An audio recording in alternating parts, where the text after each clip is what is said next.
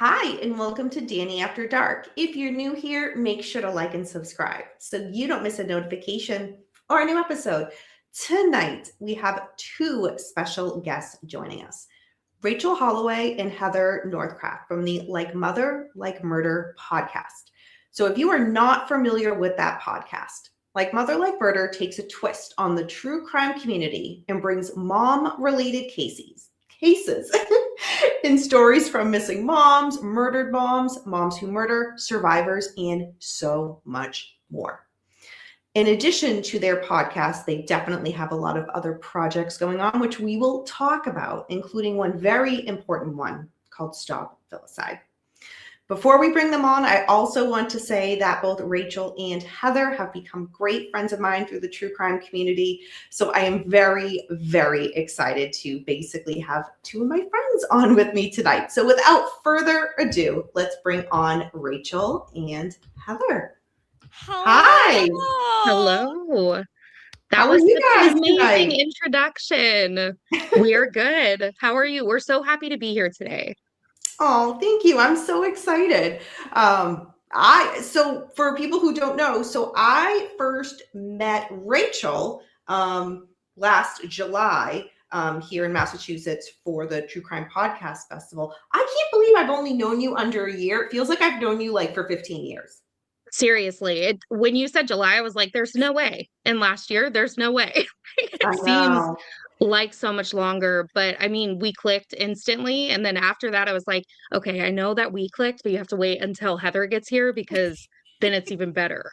And then that happened. And then Crime Con happened. And not only did I get to see Rachel again, I got to meet Heather. And Heather is a spitfire. Like, girl, if I had a quarter of the energy you had, I could Seriously. like conquer the world. I wish, see, and this is the thing is I know like I have the energy and that sometimes I wonder like, what am I doing with all of it? Like I should be like, I don't know, the president or Nobel Prize winner, like just like being a CEO at this point. But, you know, I think, I don't know. I've decided to take my energies elsewhere. You take your energies like with us. Be no bullshit and get stuff done. So whatever you do, girl, you got my vote. So. Oh, thank you.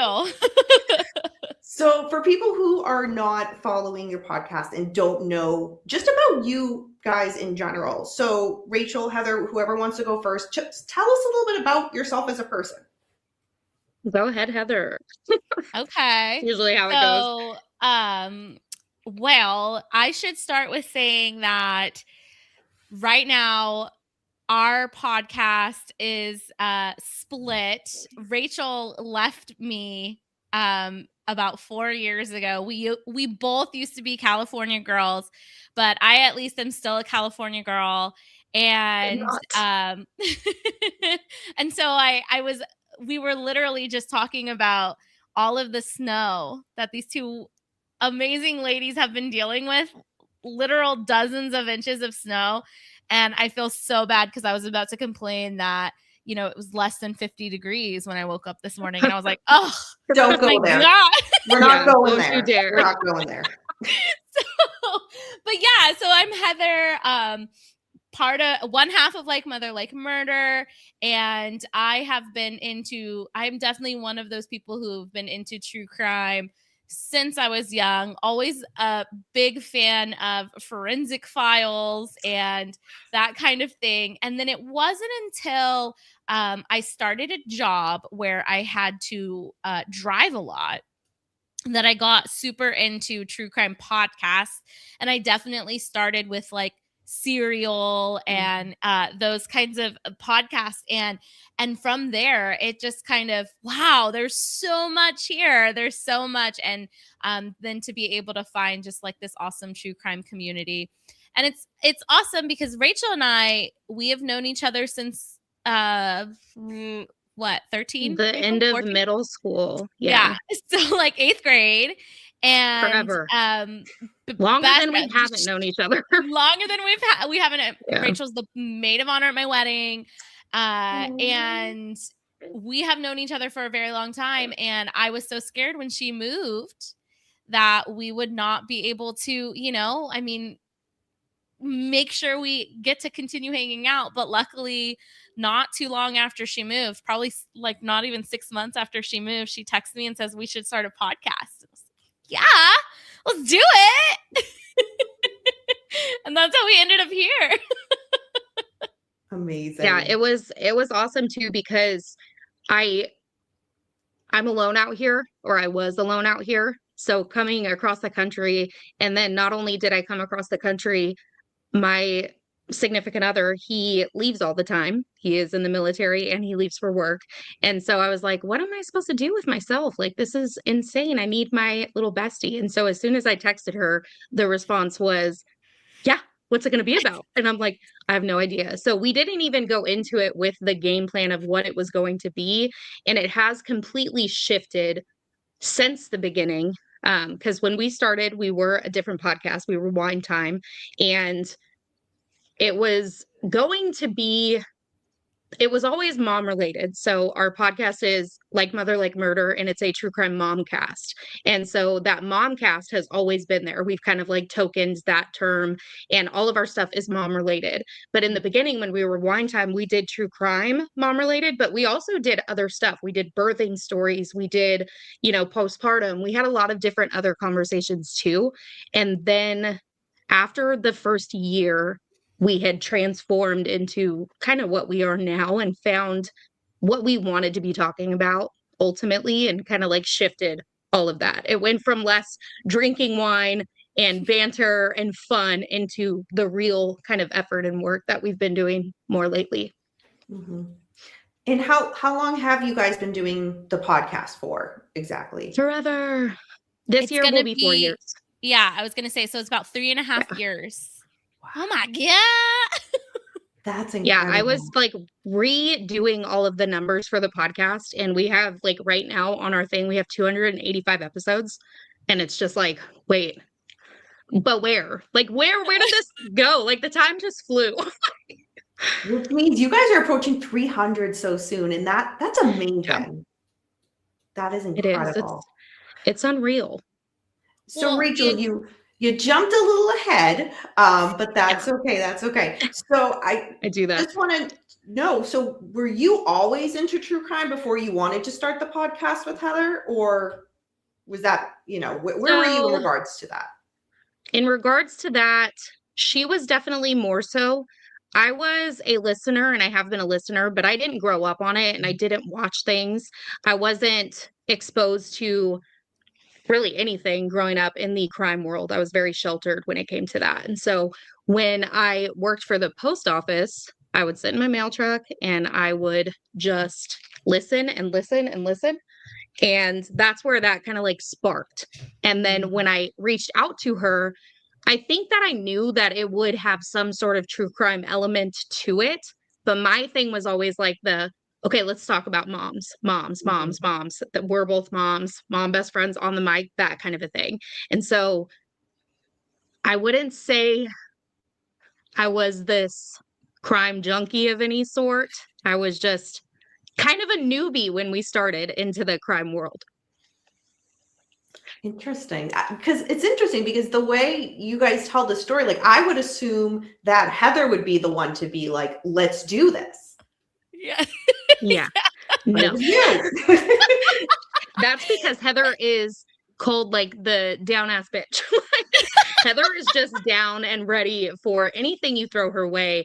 And she's like, yeah, I'll be there. Yeah, we write it down. Yeah, I'll show up. So that's kind of, I feel like I'm the one. What did I say one time, Heather? I was like, I am the backbone that like keeps everything there. And then she is the one who's like, okay, this. Mm-hmm.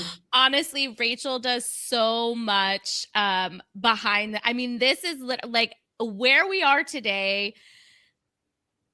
It's crazy to think, and I know that a lot of that was Rachel pushing and coming up and saying like, I feel like, it's taking us this way, and me going, yeah, I agree. Let's do it. So I think Rachel has really been able to guide us to where we are. And that's what's so interesting is, I was always into true crime, And so I was like, oh yeah, totally. Let's totally start a true crime podcast, you know? And when Rachel's like, but let's have a twist, like, let's have it be mom related, I was like, genius, like, this is amazing, you know?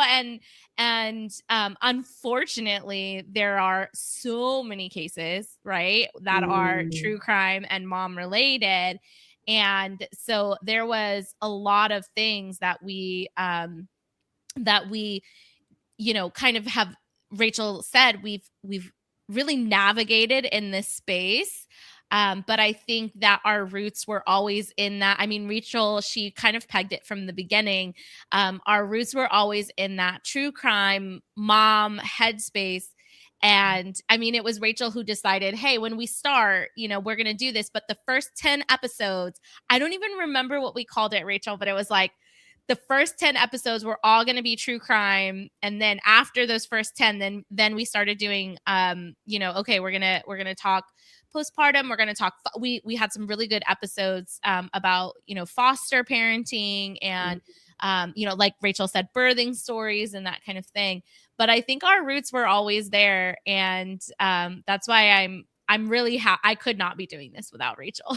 So that's the truth. And I would not do it without Heather. So that's Oh why my God, we you guys are balance so each other cute. So how did the name Like Mother, Like Murder come about? Which one of you guys came up with that? Where is she? So Heather.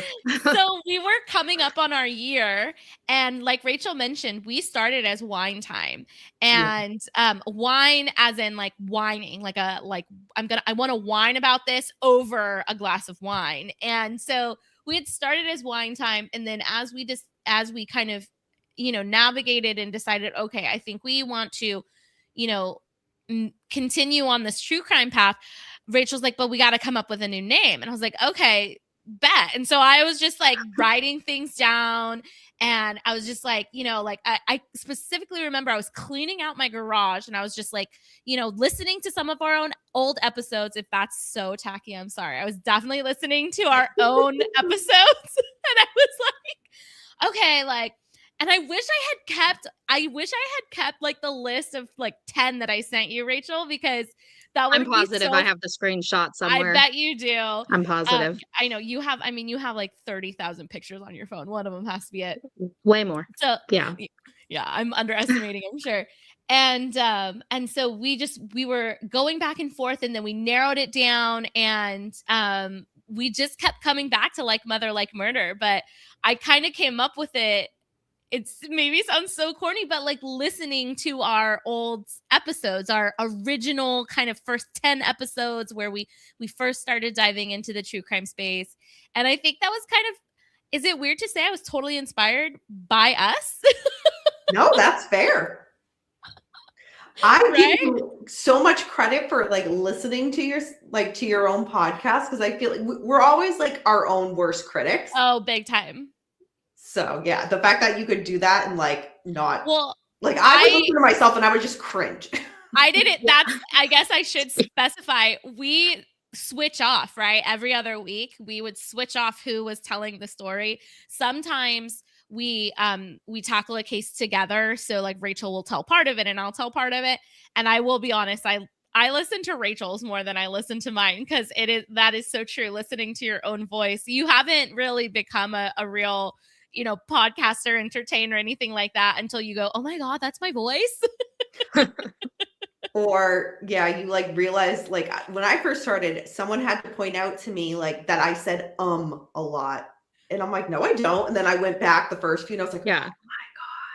Oh my God. Yeah. I am so bad. So like you would just think that, I mean, clearly, and we've been doing this for, what did we say, almost 4 years, and I still am so bad at it. It doesn't get better. For editing. Thank goodness for editing. That's all.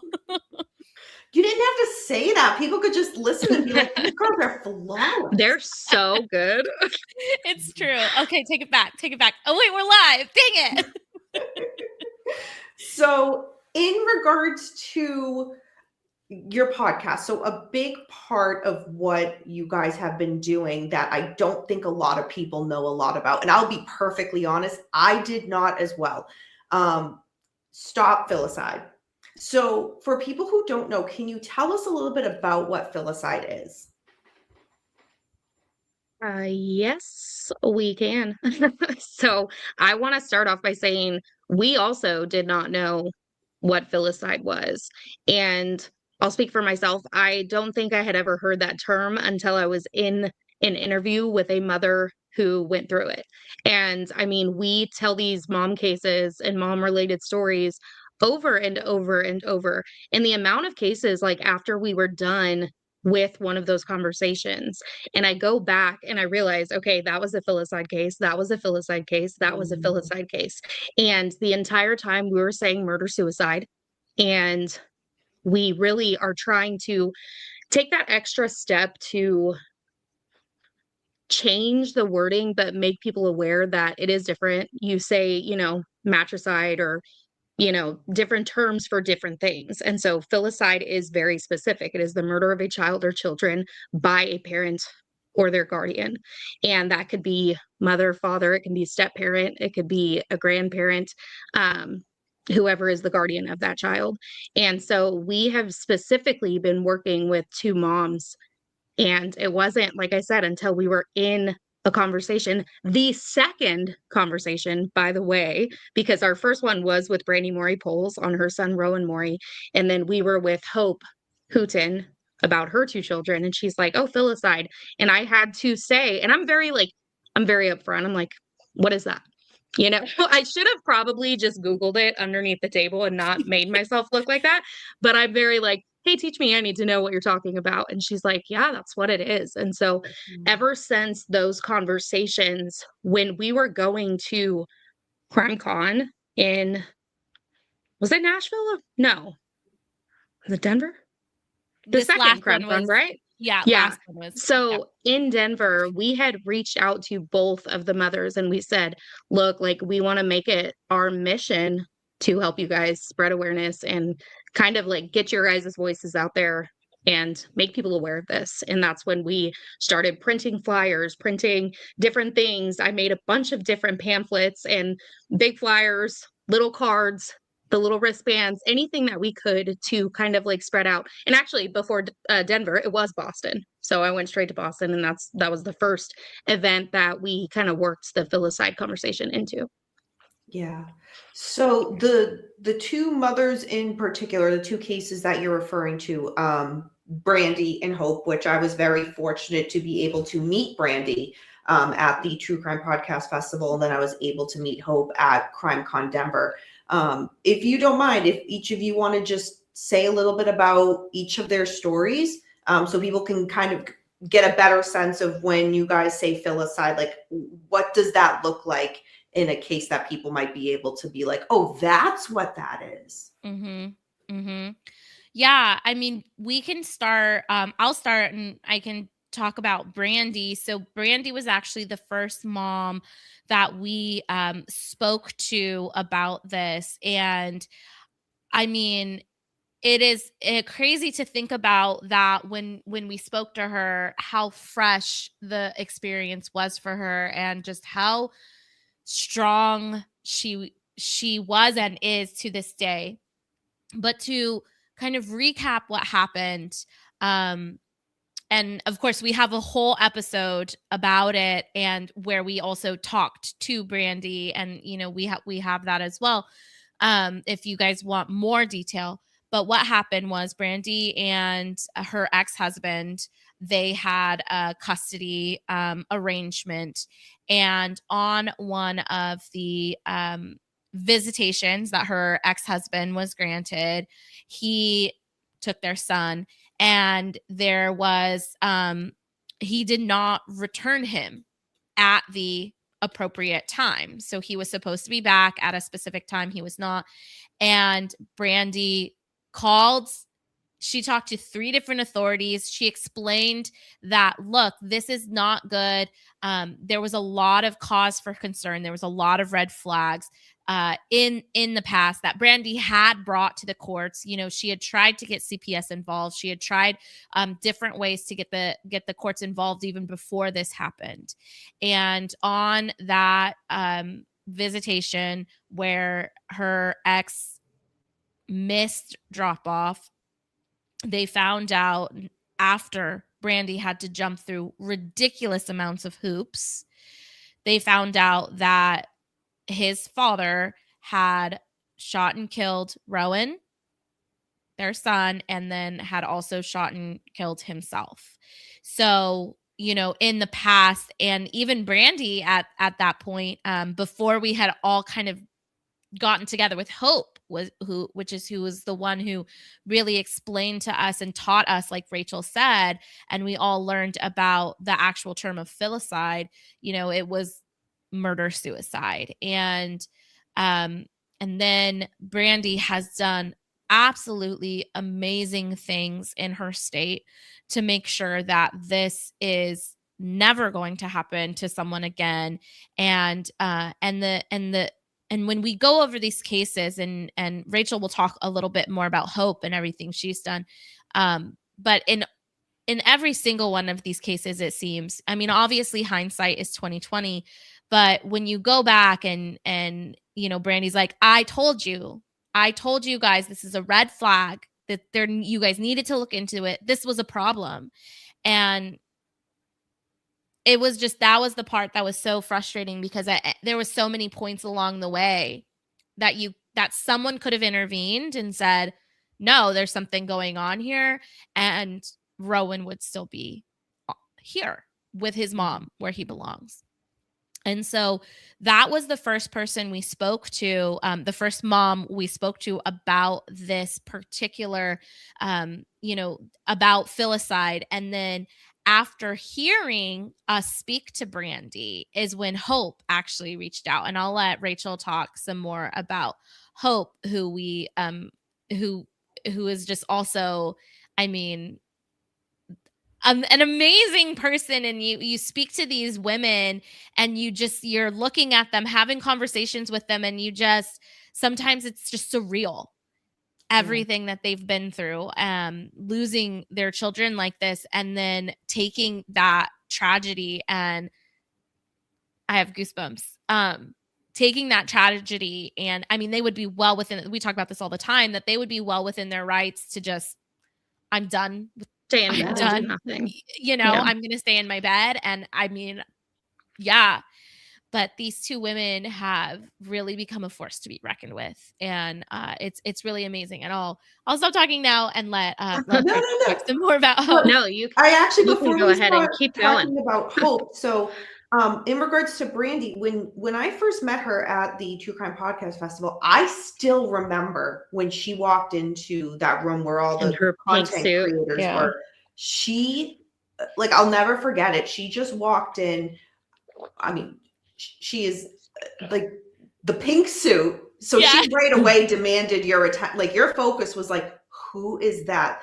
Just the the confidence that came out of her, and the purpose that she was there. And she made sure to go to every single table. I remember, Rachel, you brought her to my table to introduce me, and had a lovely conversation with her, and just a shocking conversation as well. And she just was on a mission, and she like had an agenda of what she was doing. And before we get to Hope, so Heather, you mentioned things that Brandy has done in her state to make sure this hasn't happened, this won't happen again. Can you talk a little bit about that? Yeah. So it was actually when we were at CrimeCon, right, Rachel? When we were at CrimeCon Denver, so Brandy has been working so hard, and luckily there has been some local legislators that were on her side and ready to help with her cause.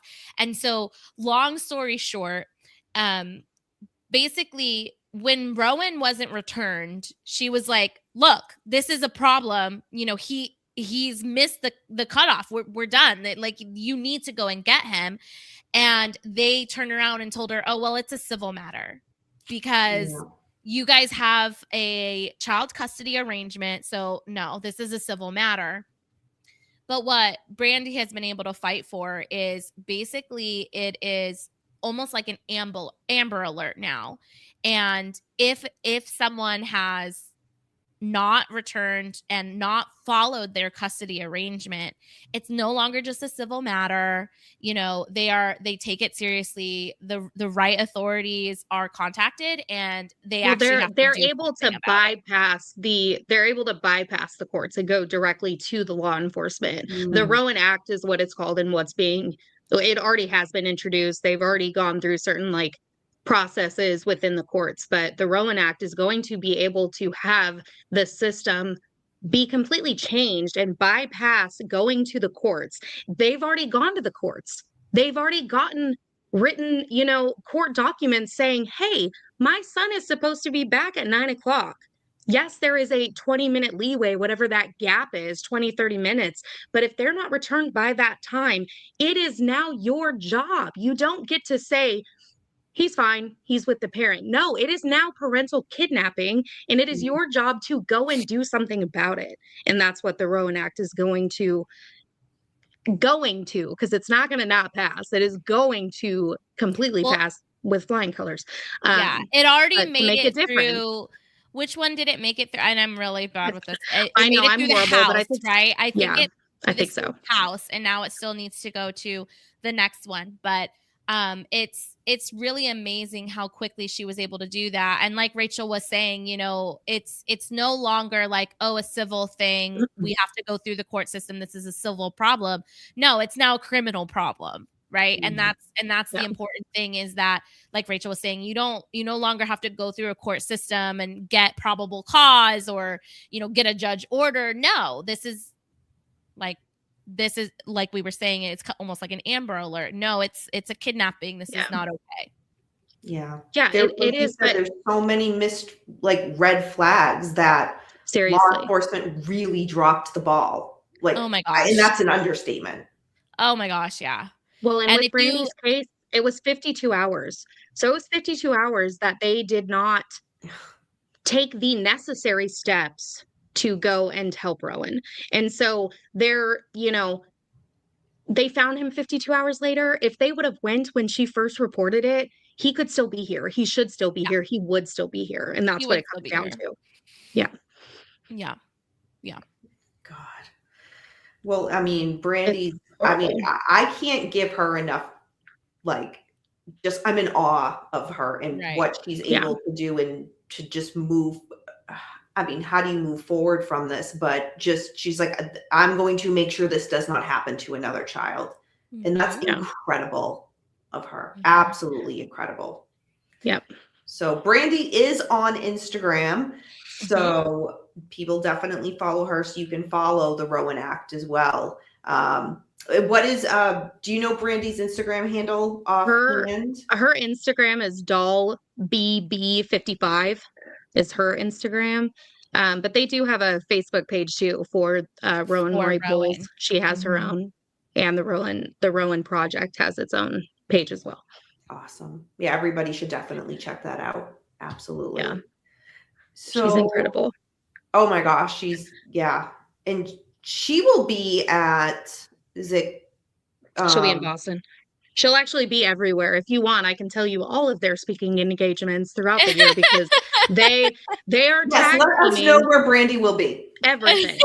Well, okay. So before I get into Hope's story, I'll kind of tell you all of them. So we're just trying to work alongside them and help them navigate anything and everything that we can. And so they will both be speaking in Albuquerque, New Mexico for Beyond the Crime Convention. And that is April 9th through 11th, I believe, in New Mexico. They are speakers there. They will be up on stage. They will be working together to make a difference. They will both be in CrimeCon, or in Vegas at CrimeCon in May. They will both be at AdvocacyCon in September at Albuquerque again. Yeah. And then they will both be in Boston. Hope, I would say, is most likely going to Boston. Brandy is for sure going to Boston. She is already a speaker. She will be at Crime Story Fest. And Hope is a maybe. So I shouldn't say she is going, but that's a maybe. She was asked to be at the next Crime Story Fest. So in 2027, she will be for sure. But this year, we will see if we could get her there. but they are just back to back to back, event after event after event, to just spread awareness and Mhm. show not only what they're working on, but how people can join them. You know, we say the word mission a lot, we say the word movement a lot, and it's really about what you can do. Because I feel like there's so many people that think like, okay, I didn't go through this, or what can I do as an Yeah. individual, you know? Yeah. And they try to tell you exactly what that is. Yeah. Well, and one thing we should say, especially because the moves that they're making, they're starting obviously at their state level Mhm. where it happened, and obviously, I think everyone can agree this needs to go federal. But obviously, we have to, there are steps to take. So if you are local and you are a Michigonian, that is where the Rowan Project is. That's where Brandy is. This is where everything happened in Michigan. So that is something that if you are from Michigan or you have family or friends who live there, that is a more direct route for you to actually be able to call, your legislator, call your congressperson and be like, hey, look, like, no, I heard about this and this is where we want to make changes. And, Rachel will talk a little bit more about Hope's story. But that happened in Arizona. And so again, having to start at a local state level in terms of making these changes. And yeah, the goal is to get this federal 100%. Brandy and Hope will both tell you that.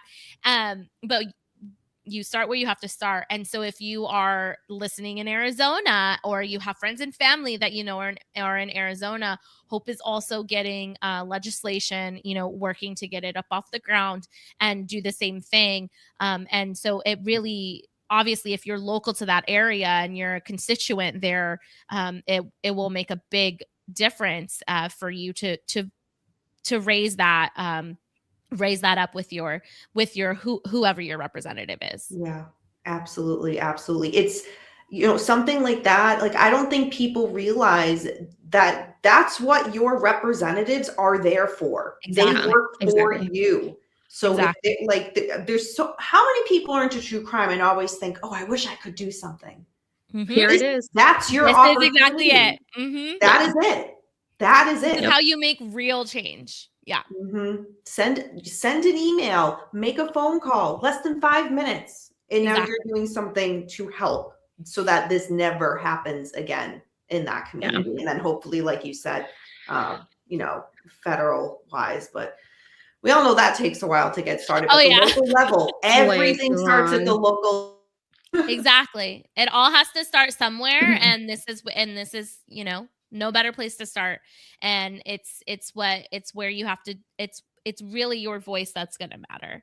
And then we know too, and again, Rachel will tell you more about Hope, who's been able to really take this advocacy to another level with her own podcast. And it's been amazing to watch her journey as well. Absolutely. Yeah. So Rachel, tell us a bit about Hope and her story, and what she's doing to kind of make change. If you can go a little bit more in her podcast as well. But let's start basically with Hope and her story. Yeah. So first of all, I am in love with both of these mothers. Being able to work alongside them and kind of just stand by them through all of this it's changed me like completely. Hope, her story didn't happen in Michigan. She does live in Michigan now. So both Brandy and Hope are both in Michigan. She was in Arizona. She was in Surprise, Arizona. And hers is a little different because Brandy and Rowan's father, we don't say his name, they were never married. They were never really together. And so they had a court agreement from the beginning. And so it's very different with Hope. She was married. They were together for many, many, many years. And she is a domestic violence survivor.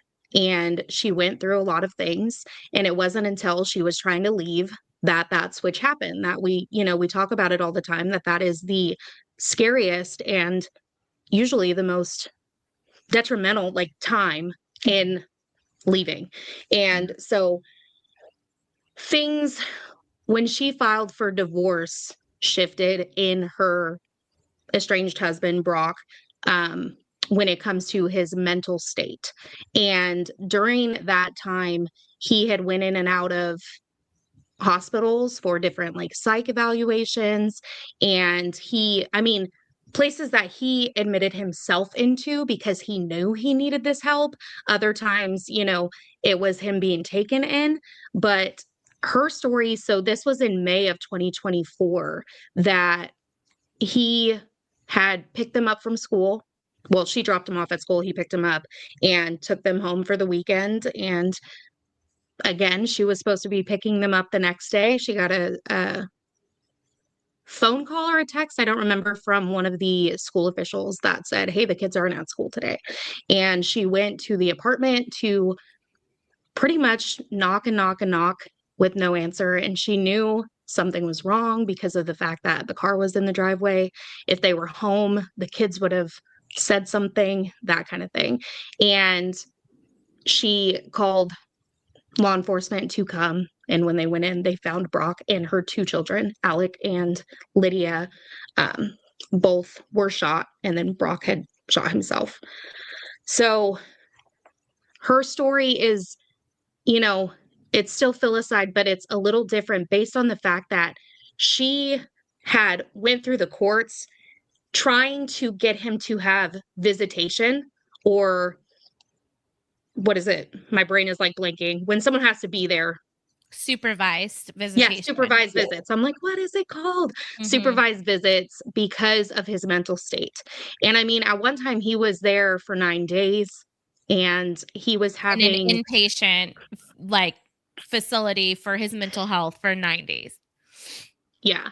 And he was, they went to church, and he started having these just conversations pretty much with the devil and demons, and having these different ideological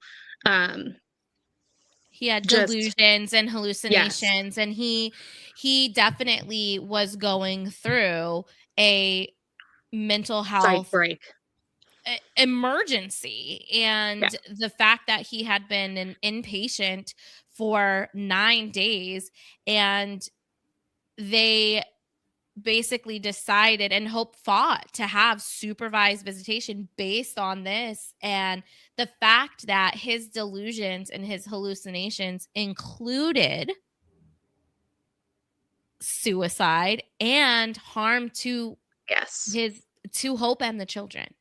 So you would think major red flag. Yeah, let's make sure, no one wants to take rights of a parent away. No one wants that. But the biggest thing is to make sure these children are safe.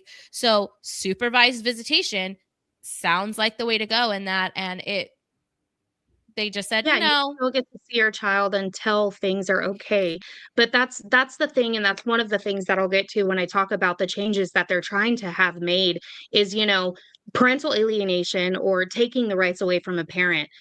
We understand that that is something that does need to come in consideration, but a child's safety, the child should always be put first, plain and simple. Like, there should be no other, the child comes first in every single situation. And that's not what it's like in so many of these. And, like I mentioned, she did go through many things in her relationship. So when they first separated, she had a restraining order against him as well.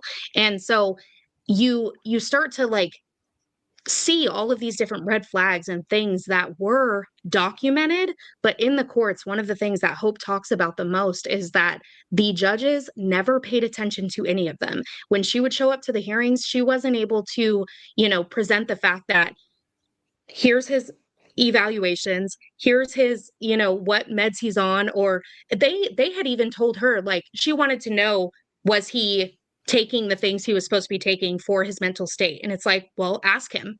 No, that's not her responsibility to ask him. This is your guys' job for the safety of a child to make sure that the people you are telling to, you have to take this to be able to see your kids. That's your job, not her job, especially when she has a freaking order of protection against him. So it's crazy. And like Heather said, she had reached out to us after we had talked with Brandy. And ever since we talked with her, just like Brandy, Hope is on a mission. She is turning, I mean, we say this all the time about so many people, but it's the only and best way to say this, turning her pain into purpose. And she's right alongside Brandy making those changes within the Arizona courts right now. So she is currently trying to, I shouldn't say trying to, she just introduced the Alec and Lydia Act, and hers kind of switched a little bit. I will say the best place to get all this information is her podcast, because I am not the best at explaining it all. But they had to kind of not minimize, but start passing smaller laws instead of the like bulk of it. So they took some different things and they're introducing numerous different bills to try to pass, all related to child safety and court reform, because there's just so many things. The more that you hear that, it's actually humiliating how Arizona should be absolutely embarrassed and ashamed of themselves. Yeah. She was failed by so many systems within their courts. You know, there was, and because everything was so siloed out, there's the family court, there's the order of protection, there's the, you know, this, that, the other. And so there were so many red flags across so many different areas that when you look at it together, you're like, clearly, you know, this should never have happened. But of course, I mean, as we know, the situation was so dynamic that what they've done in order to make sure that that they're making the change in each of those areas that they need to. You can't just pass one bill and expect it all to be just, you know, a catch-all. So they're having to be specific, right? About, okay, this is the change you need to see here. This is the change you need to see here. This is the change you need to see here. Because Hope was failed by so many. Hope and Alec and Lydia were failed by so many different people, so many different systems. And it's important to make sure you're not just going after one, because it was a group effort collectively there. Yeah. That's one thing that we see and hear about all the time. And I'm really glad you mentioned that, Heather. I think people think if I report to one agency, that does it, but there's so many different ones and they don't always communicate with each other. We're in 2026 right now. This is still happening, and it's I can't even think of the word. It's just horrendous. Yeah. Like you said, if you sat back and look at it, there's so many red flags that it's like, well, why did no one do anything? Maybe because this system wasn't telling. She was failed. Like, yeah. And he was very he was a coercive controller, and he was able to really make people believe that things were okay when clearly they were not okay. And it was, you know, it was written on a paper that said this individual is not okay. If the judge would have read this paper, it would have made everything, you know, very clear that he should have had supervised visits, and then they would still be here. She joined us at CrimeCon and was able to go around and talk to people and make connections and share so much. And just seeing her, just like you said, like when Brandy showed up, they just will walk up to everyone. They will say everything that needs to be said, because it's not about them. It is about the next child. One of the things that they talk about all the time is this statistic is over 500 filicides in the United States every single year. Over 500. And that's only the documented ones, because we know there's the missing children. We know that there's unsolved cases. We know that there's other things that people just don't report. And 500, that is insane. That's 500 too many. 500 too many. And so the thing is, the more that we talk about it, the more that we raise awareness, the more that certain bills get passed to cancel out all those unfortunate possibilities of like someone being able to say like, no, that's not my position, or no, that's not my job to do that, or no, I can't do that because you need this paper or this signature, or you need to go through this, you know, avenue. no, you don't. Okay. Like you don't.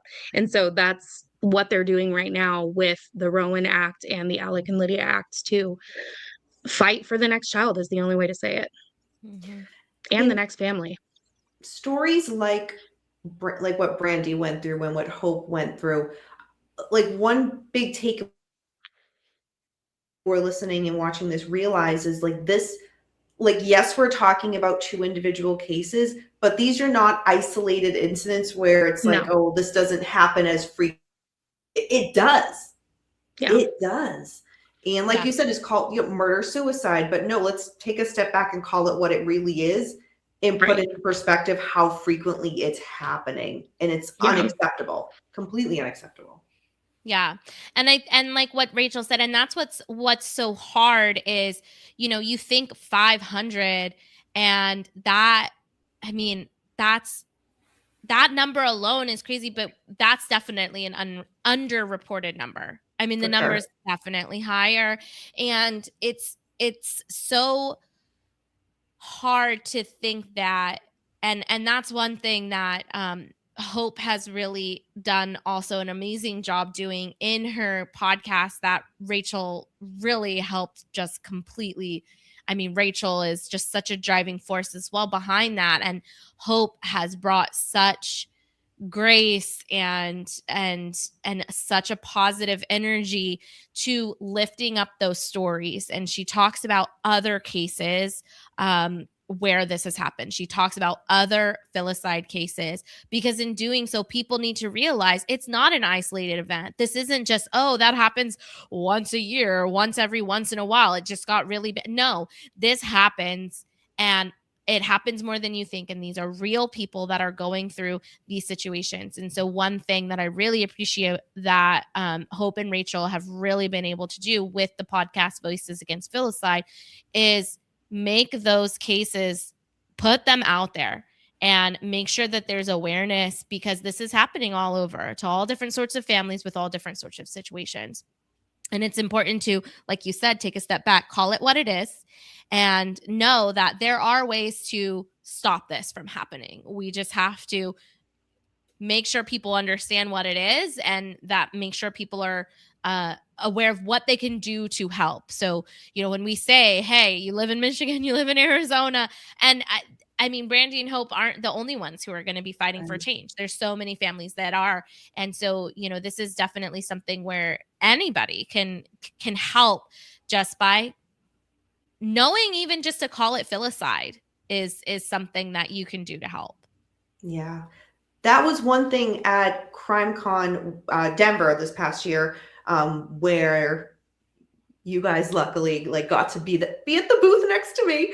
But I listening to you guys when people were kind of walking by, I mean, you both are on top of it, but you guys just saying, hey, have you heard of filicide? You were just grabbing people left and right. And from my perspective, 9 to 9.5% out of 10 people did not know what that was. Didn't know what it was. Yeah. No. And you were educating them on what that is. And I was watching you guys do that in real time. And of course, with Hope being there too, I mean, yeah, you guys definitely, especially Hope being there, really got a word out to a lot of people who really needed to learn something and take something away from CrimeCon that's so important that I don't think people realize that they didn't even know. Right. Exactly. Yeah.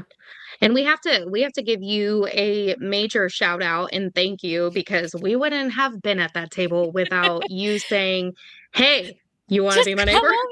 Yeah. You want to put yourself right here? Well, I talked about this back when I did my my kind of CrimeCon recap, which quickly, look who's in the chat, Kylie. Oh, hi, Kylie. On God and Kylie. That's my girl. That's our, yep. She's mine. Back off. I love Kylie. But yeah, there's, here's this empty booth. So many people who had tables didn't show, and it was right in between. We know where we love her, Dr. Maggie. Love her. And yeah, it was just take advantage of this. It's right. You guys jumped right in, and Stephanie as well. Stephanie as well jumped right in. And yeah, and it was just great to have you guys next to me and to be able to kind of watch you guys like command, like people walking by. You guys just grab. Look at Kylie, love you. Grab everybody's attention. What I loved was by the end of, CrimeCon's only a few days, but by, the end of like the second day, I think all of us knew each other's like main, like your elevator pitch. So if one of us had to like run away really quick for something or something like that, someone would walk by and take a look at somebody's stickers and we'd be like, oh, come on over. Okay, so here's, Danny's on YouTube. You gotta go Danny. And here's this and this. Oh, and this whole table is Danny After Dark. And let me tell you all about her. And so it was just like it was amazing. And I think what's so interesting is everyone you mentioned, us and Kylie and Steph, and we all have been joined together, by this true crime podcasting, community, but we all have our different kind of ways of looking at it. And Rachel always tells it so well that we could all all of us could say like, okay, here's this true crime case, and we would all cover it in such a different perspective and would probably focus on different parts of the case, focus on different details. And that's one thing I really, really love about the true crime community is that there is room for that, and you're going to find what you like, and you're going to find people you vibe with. And it is something that I really loved. And I was so happy we had that fun opportunity. Yeah. To be booth buddies with you. Yes. It was awesome. It's like, you don't always see that. I know I talked about it when Jules came on, several weeks ago, but there are so many, and it's not just in podcasting or content creator, but it's almost like I don't want to talk about what they're doing because I don't want the focus to go over there. I'm trying to build my thing. And it's like, no. With our girls and our group, like we are each other's biggest fans. And it's one of those, you don't see that every day. And I'm so grateful for that. And like you said, Heather, we could talk about the same thing and you're going to listen to 5 different, podcasts about it. You're going to take something different from every single one. Right. And I'm the type of person like friends supporting friends. So it's like, I want to get people to hear about your podcast, to hear about, Jules, Kylie's, Stephanie, like all you girls. I want to be like, everybody go listen to what they do. It's amazing. And they're doing great work. Aww, I love it. The same though. The same. You're the best. That's why I love this group. It's so supportive. Yeah. It really, and I just really happen to be rocking the. Yeah, I know. I love it. I know. I should hold on. Let me grab my. I'm gonna fall. I know. I wish I had mine. Well, she grabs that. One of the things that it is at my house. One of the things that Jules always said, when she created this foundation of a group was it's all community over competition. We are there to build and lift and support, and it's incredible. Look at that candle. Yes. I need to like the back so you can see it. Like the little when you can get your Danny After Dark candle, links down below in the description. But no, absolutely. And I know I kind of briefly put up Kylie's comment, but we love a supportive podcast community. Oh, look who's going to be rocking a Danny After Dark shirt soon. Oh, yes. I need to get more shirts. I want to make sure that we don't just quickly jump by it. I know, Heather, you mentioned it, but I think it was very quick in passing. And I want to make sure we have its moment that it's due. So Hope has a podcast. What is that called? Where can people find it? And how has she been doing with that?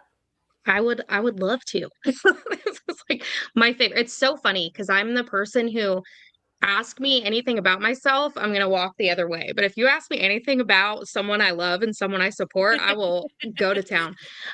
So it's called Voices Against Filicide. And she just released the first 5 episodes of season 2. And I don't want to speak for her because it's like, I want to say she's doing amazing. She's doing great. But it's hard. it's emotional, it's a lot, but she knows that with every single episode, with every single conversation, we are reaching more, we are getting and gaining more attention to filicide. And so the first season was just her telling cases, and not only cases, she also did a lot on the signs of domestic abuse, these signs, the red flags that people should be looking for. She had a conversation in the first season. One of my favorite episodes was an episode with her best friend who was with her at CrimeCon, Lauren. And it was just a conversation of how to be there, how to be a support system for someone who experiences loss in this magnitude, right? And because it's like so many times you see someone who goes through something and it's like, well, what do I say? What do I do? Sometimes you don't have to speak.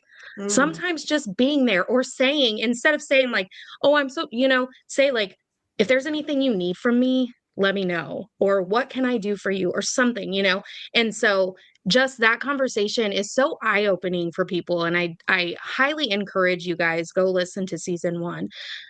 But I am a real big fan of season 2. And I will tell you season why. 1 and season 2. I mean, yeah. Well, and I am the producer, so I'm a little biased, I oh, get there it together. is. There it is. But no, when it comes down to it, season 2 is completely different than season 1.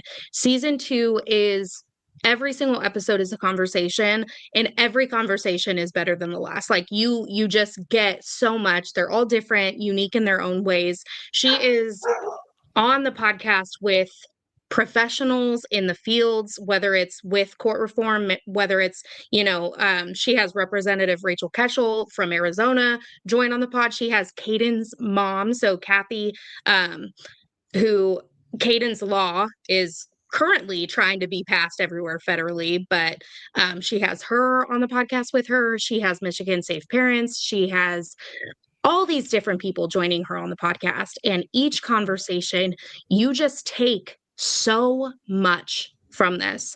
And I feel like you leave every single one of them with, I don't care what else matters. It's how do I support whatever it is they're doing?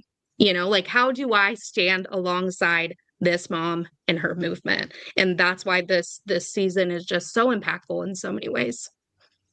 And it's only, the first 5 episodes are out, and then it's released bi-weekly. So it's still coming, and we are trying to just get it out there for the world to hear, because it's just, and she's a powerhouse, dude. Like she's already like, hey, guess what? I recorded my first one for season 3 already. And I'm like, Hope, I need to breathe. I love you. But there's nothing I wouldn't do, like, okay, send it over. I'm ready to go. That is amazing. And you can, and Hope has been her presence. She's had a TikTok for ages now. And you can find her anywhere. All of the social medias, Hope in the Pain. And you can get the podcast wherever you're getting podcasts. So it's available on whatever you're listening to. And like Rachel said, we highly encourage. And I think that, I know Rachel said, season 2 is definitely, it's so different, but I feel like in another way, it completely builds on what season 1 was all about. Yeah. And it's really something that you get different perspectives of this one, very important cause. And Hope's done a really good job of kind of pulling in different, areas of, she lived it, right? So she's going to be an expert at understanding the different areas that it's going to impact you. So she's just done a really good job putting that all together. And of course, Rachel, like she said, she's the producer. So Rachel's done a really great job too. Well, and one of the things with season 1 or season 2, the first episode is her and Brandy. And so anytime that these moms, we've had them on the podcast with us a few times, but, anytime they're together and talking, I just don't, like, my heart breaks 100 times. But then I just feel so much of like, Brandy will always say it. She'll say like, I was Rowan's mom for a reason.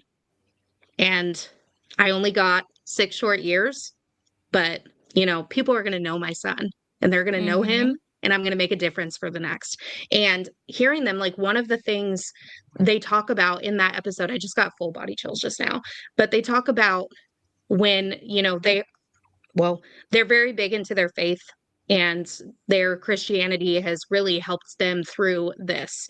And they talk about when we see them again, what are you going to do? And just hearing them talk about what it's going to be like when they see their child again is just one of the most moving things there is. But yeah, that episode, that's what started season 2. And I was like, okay, here we go. Here we go. The other thing, actually, I should say too, now that I'm just never going to stop talking, is that Hope has a book coming out. She wrote a memoir, and it is going to come out in a couple months. She's going to have it when we go to Beyond the Crime. And so it's called There's Still Hope. And amazing. I just cannot wait to get my hands on that book and read it. And you'll have to do a book, review on that one. Oh, for, 1,000%. For sure. Yeah. 1,000%. Oh my God. Yeah. I mean, she already had my dollars before you even finished the sentence. Yeah. So, no, I'm getting a book. Yeah. That is Brandy and Hope together, like powerhouse. We're going to change the world in the best way possible. It's a shame that it had to be done. But oh, exactly. Yeah. They're going to change the world for the best. Yeah, and 100%. It's both, like, just from a kind of like an outsider perspective, they both bring a different type of energy, but they each bring such a powerful energy. Like, it was so great to be able to meet Brandy here in Boston in July. And then I felt very fortunate to be able to meet Hope at CrimeCon. And I mean, Hope was just like the kindest person. Yeah. Like, the absolute kindest person. And then I had to take a step back in my mind, because then she'd start talking about, her story and what, and I'm like, oh my God. Like it's just incredible how she was able to do that. Both of them. So yes, everybody needs to follow Hope's podcast. And again, as we talked about earlier, it's all full circle, folks. You're into true crime and you want to know what you can do. Hope's podcast, especially season 2, where she's bringing all these guests on, there's going to be things that you can do for each of those episodes. Do it. Do it. Can't make it any simpler, folks. Right. So in regards to, besides the, the Stop Filicide movement that you guys are doing in Like Mother, Like Murder, are there any other projects that each of you guys have going on? Or what can people expect from you in the next few months or this year? Yeah. We just don't stop. I know. That's why I asked. Go ahead, Heather. I was like, oh yeah. Well, Rachel mentioned all of the events that, she mentioned that Hope and Brandy will be at, where we will also be right there representing. So, when we started with Just Like Mother, Like Murder, and then as we started these other projects, a production company, Paulcast Productions, kind of came into being. And one of the other projects that Paulcast Productions is a part of is season 2 of Missing in Hushtown. You mentioned Jules. And we have been working with Fire Eyes Media. We've been working with Jules. We've been working with Jen Rivera. And we have been helping put together season 2 of Missing in Hushtown, which is the disappearance of Bethany Markowski. So the first chapters through 9 are out. Rachel, am I getting my numbers wrong? 7. You are getting them wrong. It seems like so many We're more. Right in the middle of editing them right now, so I don't know. I'm like, wait, which ones are out and which ones have I just proofread? Like, what's going on? We have got that season has 6. I was going to say it feels different because there's 2-parters, and Jules likes to be like, hey, instead of chapter 1, 2, whatever, it's like chapter 1.2, 1.2, 3, 1.5, Oh my so goodness. funny to me. So it feels like so many more, but 6 point something is out right now. Yes. But there's actually like 9 or 10 episodes to listen to. And we are actually wrapping up kind of the last half of Missing in Hushtown season 2, and that will be continued to be put out for the rest of this year. And I have been so honored to feel working with Hope, working with Brandy. I mean, CrimeCon, Rachel and I talked about it at during an episode where it just felt like we were part of this mission that was bigger than us. And it really helped to drive what we were doing and where we wanted to go as podcasters, where we wanted to go with Momcast Productions. And season 2 of Missing in Hushtown is very similar to that. And I'm not going to speak for Rachel, but I think we can both say we're both very honored that Jules and Jen asked us to come and help and be part of that production team, because, talk about powerhouse women. We've been talking about this whole time. But, no kidding, the 4 of you. Oh my God. And so we are very excited to continue that, to wrap that. I'm so sorry about my dog. I don't even know what she's barking at. And that is going to be Bethany Markowski. And this is what's so crazy. Bethany Markowski in a few days would be 36. Literally on February 1st is her birthday, and she would be turning 36. And not to put age Rachel and I, but we are Bethany, like Rachel and I's birthdays are very close to Bethany's. And this case has really, it's gotten to all of us as producers. But this being Rachel and I's first like long form podcast that we've really been a part of, it's just all consuming sometimes when you think about it. We both know the story. We've been familiar with the story now for what? It's a few years now. And I still read through the scripts that Jules puts together. I still listen to our episodes, and I cannot help but get choked up. Bethany Markowski is another one of those children who should be here today. Yeah. And so I'm very, very happy to be part of that. And that is also stuff that you have to look forward to. Season 2, the ending, the finale of season 2 of Missing in Hushtown. Amazing. Oh my God, the 4 of you. You guys post like on Instagram, it'll be clips of the 4 of you. And I'm just like, oh, stop. Like, I can't handle this. I can't handle this. You guys, like all of you combined. Oh my God. What you don't see in the work that you guys are doing is the chaos that ensues before we find like the perfect 20 seconds balance of like actual good, because we've got chaos going on. But it's all wonderful chaos, and I love it. Oh my goodness. Yeah. So everybody, we're going through a lot of things for y'all who are watching and listening to this to check out. So especially now, we're in the winter months, unlike Heather, who are getting hit with snowstorm. How are you going to spend your time?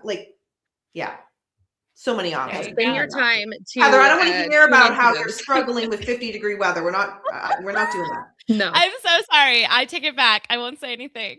Oh my goodness. Just like you guys met Beckham, my weekend co-host. You guys met at CrimeCon, and he's in Texas, and oh my gosh, if there's not that Texas is used to snow, but if there's like a dusting, he's like, Danny, I know what it feels like. I'm like, excuse me? You're like, no, be quiet.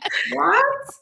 We got 26 inches of snow, and I'm still going to Dunks for my iced coffee. Like, what are you talking about? So crazy. That's I could not even imagine that. I was just telling someone today, so he works with me. He actually grew up in Washington, but moved to California pretty early on in his adulthood. And he was like, so you're not used to this? And I was like, oh, absolutely not. Like, I remember, and Rachel probably remembers this, when we were in high school, where we were, our town got half an inch, maybe an inch of snow, and we got a snow day.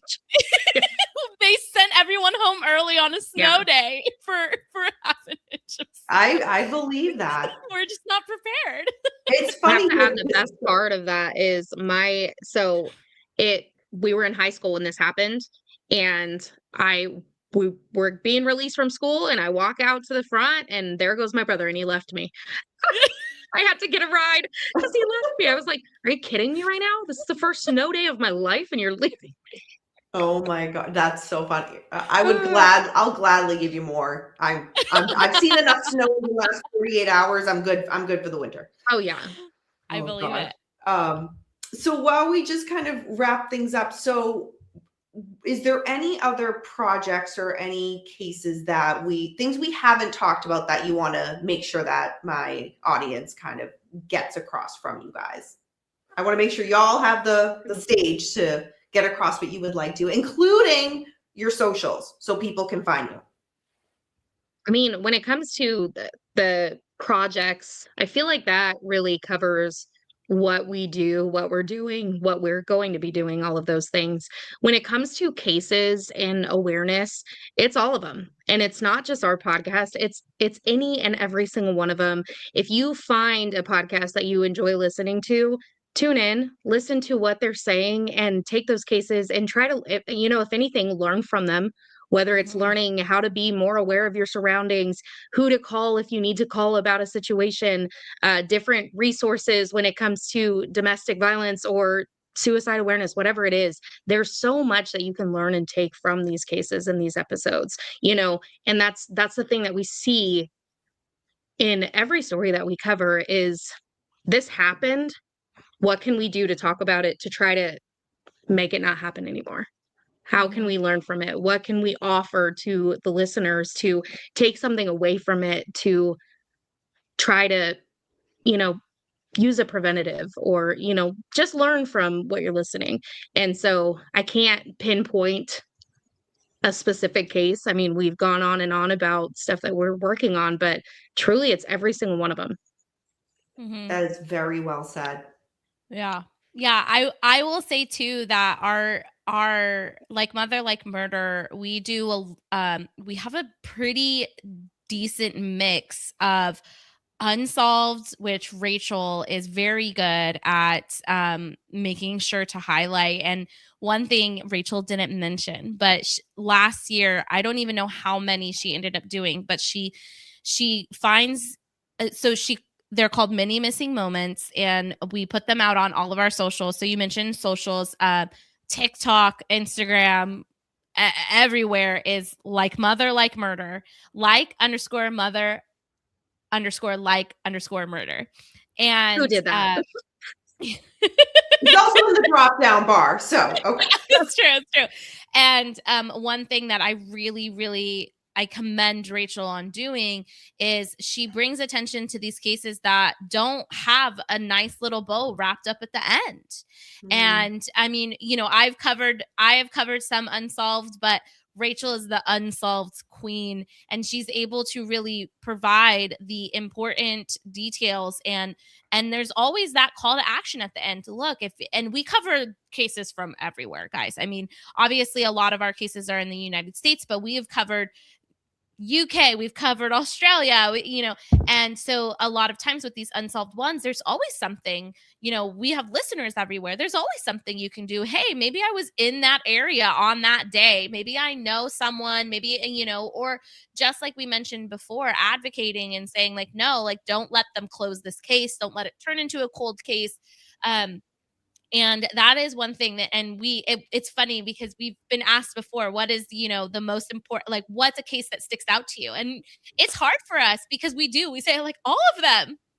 And we've been doing this for, going on 4 years now. And we've covered so many cases, and so many of them, we think about even after they're covered, because either they're unsolved or there was something that happened in that case that just sticks with you, and you really learn from it. It's so interesting when Rachel's saying one thing that you can learn from every episode. I will say one thing, and almost every true crime podcaster will like scream it from the top of their lungs, but you do not have to wait 24 hours to say that someone is missing. You do not have to do that. If a police tells you, oh, they haven't been missing for 24 hours, you do not have to do that. It is such a weird thing. I don't know if it was like CSI or like some show like that put that in people's heads, but we see that a lot actually in the case that we cover, where the family was turned away and told, oh, they're an adult, they haven't been missing that long, maybe they took off. And if a family is coming to you as an authority, and a family's coming to these authorities and saying, hey, this is out of the ordinary, my loved one is missing and this is not okay, take the freaking report. Like, what lazy ass, Yeah. So it's just one thing that always sticks out with me, and it's so funny because it's such a thing around true crime podcasters. I don't know how many podcasts I've listened to where like they're screaming that you do not have to wait 24 hours. Very true. Can I add one thing?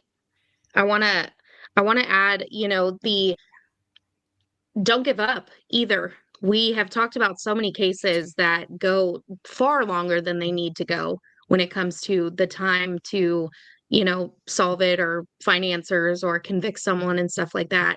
And you cannot give up. And I want to say, like, if you need to put it aside for a moment, because it's heavy and it's consuming and it's all of these things. If you need to step back for a moment, okay, but just don't stop. I mean, we worked alongside a daughter who helped to solve her mother's murder 46 years later. 46 years later. Without DNA. Without DNA. Yes, because it works. When it works, it works. And then, I think of Nicole Wassilishin and I think of Chrissy Atkinson and these people who are, fighting for answers in these cases that have been far too long, and just don't give up. Yeah, absolutely. Very well said. Very well said. That is incredible.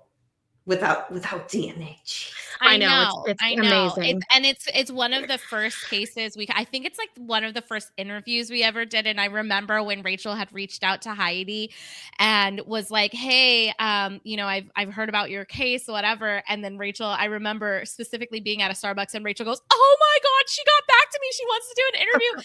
And we were what, Rachel, what episode is that? It was episode 6. 6. Yeah. We were 6 episodes in. We had zero, like we had no reach. We had no, and it was that same thing. She was not giving up. She was willing to talk to whoever, whenever, however, to get the case out there. And there, and it's just amazing. It's amazing stuff. Yeah. Oh my gosh. I'm like, right when I thought I couldn't love you guys anymore. Oh, Danny, I cannot wait to see you again this year. It's going to be like a long lost reunion. Oh my gosh. So yeah, we're going to see each other at Beyond the Crime in April, Crime Con in May, and then Crime Street Fest in October. Oh my goodness. Amazing. So many amazing things. And you can gush about us a little bit, but let me tell you, we have been so excited to join you today. And it's been a long time coming. We have been trying to talk about this, and it's like, okay, we need to make this work. We need to make this work. And finally, the other day, like when you had reached out, I was like, Heather, this is happening, whether you like it or not. Because we have been wanting it so bad. I know. We've been talking about it. Oh my gosh, you guys. So keep going. Seriously, keep going. No, it's just like I said, like, I still can't believe, Heather, I only met you in person in September. I know. Rachel, I met you less than a year. And I feel like we're sisters and that I've known you guys for like 20 years. Oh, yeah. Like, honestly. Yeah. It's the best. Kindred spirits, for sure. When you find like a support system, there's just nothing like it. And when it's like that real, real support system, someone might be like, oh, let me hype that person. No, when there's someone who's going to back you up and talk about you when you're not there, in positive ways, it's amazing. And that's what this is. And I'm in love with it. Yes. Yeah, like Kylie said earlier, we love a supportive podcast community. Like, I feel like we are each other's biggest fans. Like, 100%. Yeah, which is incredible. Definitely. So while we kind of wrap up, if anybody has any questions, feel for Rachel and Heather, please leave it in the chat. So we did mention your social media, upcoming events. I leave what I consider one of the most important questions at the end. And that is, dun, dun, dun, no, just kidding. So Danny After Dark community is a very pet-friendly community. I have 6 cats that people get to see come in and knock my stuff down while I'm live. So I know Heather, I know you have a dog, so you've heard your dog. But do you guys have any pets? And if so, what type of pet do you have? I'm going to go first because Rachel has 50. So I have my dog who I adopted this year. She is about to turn 1 year old. We got her from an amazing rescue here in California. I actually drove like over 2 hours to go get her because I saw her picture and I was just in love. And her foster mom was saying, they work for this rescue. If you're anywhere near Tehachapi, go check out Marley's Mutts. They're an amazing rescue. They do amazing things. So I have my puppy dog, Indy. She's new to the fam. And I also have my old man, Benny. Benny is a cat who is about to turn my old man is about to turn 14. I got him. Yeah, I got him right after I graduated college, and he has interrupted our fair share of recordings for sure. We lost audio for half an episode because of that cat, and but it's okay because we love him. And he is my baby. He will always be my first baby. Like Rachel said, we both have kids, but Benny, my kitty, he will always be my first baby, my old man. Benjamin. I love Benny. I'm very allergic to cats, and it doesn't Heather stop her though from like. I was gonna say, yeah, Heather has to like go out of her way to clean a room like a week in advance for me to come to like a house. Vacuuming curtains. That's so funny. But I'm like, it doesn't matter. I'm still going to go over there and I'm going to do like the one little tiny pet and then go wash my face and everything and then let it go. I wish I wasn't allergic, but I am. So it is what it is. I do not have 50 pets. I have a lot of aquarium and tank stuff here. Let's count them though. No, we'll be here all night. I will name the different things I have. So I have a lot of fish. And then we can count the other stuff, but I'm not counting fish. Okay, I have we won't 2 count frogs. I have 2 frogs. They're like African aquatic frogs. I have 3 turtles. I have 2 axolotls. Wait, what is that? The little like it's an aquatic thing and it has the little this. I'll send you a picture. The axolotls, they have the little this. Beautiful demonstration, Heather. They're like a water She's lizard really with good like at it. These things. Yeah. A water dog. They're called water dogs.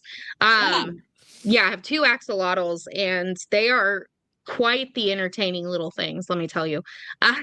They'll just follow you around in the tanks too. Oh, you still have your fingers up. We used to have rats. We don't have rats anymore, Heather. So I think fine. Maybe you don't have to count those. I'll take away that. I have a leopard gecko. Mm-hmm. And then I have 2 dogs. I have a small little Chihuahua Terrier mix, Marley.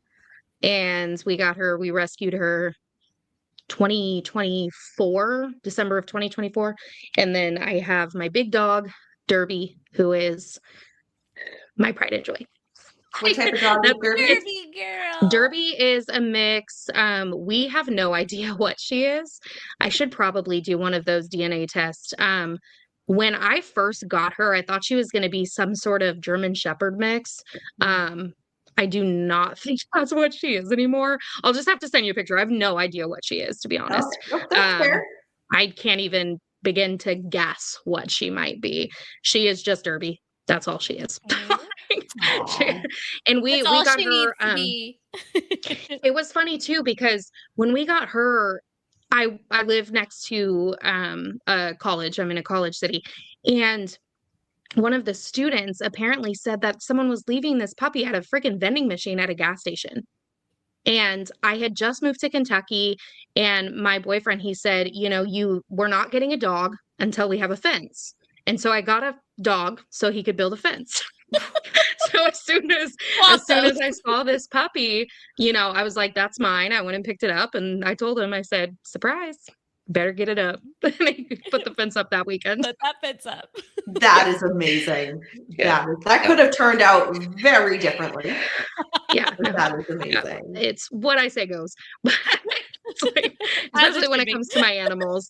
My animals are they're my babies, all of them, every single one of them. But my dogs are, it's funny because my big dog, she won't sleep. She won't sleep with me. She's absolutely too high strung. She's insane. Like, I don't know how else other to say it. She is insane. And my little dog sleeps in a tiny little ball right between my legs every single night. She's just a tiny little thing. Cutest. But I always wait for the animal conversations because they're my babies. I grew up with Chihuahuas, so they always hold a special place in my heart. Well, it's so funny. I'm not a small dog person. And I got this dog saying that this dog was for my boyfriend, and she cannot stand him. You know how like small dogs just choose their person? Mm-hmm. Yeah, she chose me. She has imprinted. That's exactly Oh my goodness, that's hilarious. Yeah. So thank you guys. Thank you, Rachel, and thank you, Heather, so much for coming on Danny After Dark. I really appreciate it. One, to be able to talk about you and your podcast for anybody that's not familiar, but also selfishly, so I could like spend time and hang out and chat. Yes. That is the best. Thank you so much for having us. We have been eagerly awaiting this day so much, because more than the episode, being able to hang out with you. Yeah. 100%. And we get to see you so many times this year. So it's I know. You're amazing. Saying that with Jules recently, I'm like, oh my gosh, I'm going to see you 3 times this year. It's incredible. Cool. Incredible. So all these events we mentioned, y'all, if you are in those areas, or if you want to make an excuse to go to Albuquerque, Vegas, Boston, so many great conventions, like meet Heather, meet Rachel, meet Jules, like there's all of our girls. I'll be there too, but that's okay. But no, it's going to be great. And we don't have a question, but I wanted to highlight Kylie's being. Oh, Kylie. We love you, Kylie. Meet Kylie. She's never going to miss a crime con. Dude, Kylie I cannot wait to get queen. Kylie will be on Danny After Dark, I assure you, and I cannot wait. Kylie is a different breed when it comes to what she knows, what she does, who she is, and I am so obsessed with her. Seriously. I said she has to start a CrimeCon podcast because she just we told her runs she it. Has to. Yeah. We learned so much from Kylie, our first CrimeCon, and we met her, that literally the first day. I met her at the airport. We both got in at the same time, and we were like, yeah, we're all gonna ride over together. Rachel came and picked us up. And it was so funny because I'm like, I think that's her, like in the airport, having never met each other before. It was so funny. And we learned so much from Kylie about like how to navigate CrimeCon. And she always seems to be, this is the thing, if you go to CrimeCon, just like be around Kylie, because Queen of 100% Kylie, because she has the ability to be in the right place at the right time always. She just can meet like the most fun people. Like she just knows exactly where to be. And she's on God and Kylie and our CrimeCon queen Kylie. Do you know how at CrimeCon there's different discussions and panels going on at the same time, and then it's back to back to back? Yeah. Kylie's like the one person in life that would be like, I was able to be at all of them. She's like, and I wouldn't even question it. 100%. She's like Hermione with her time turner. She can turn back time and get to, that's a Harry Potter reference. She can make sure she's everywhere she wants to be, whenever she wants to be it. And I don't know how she does it. She's magic, literally.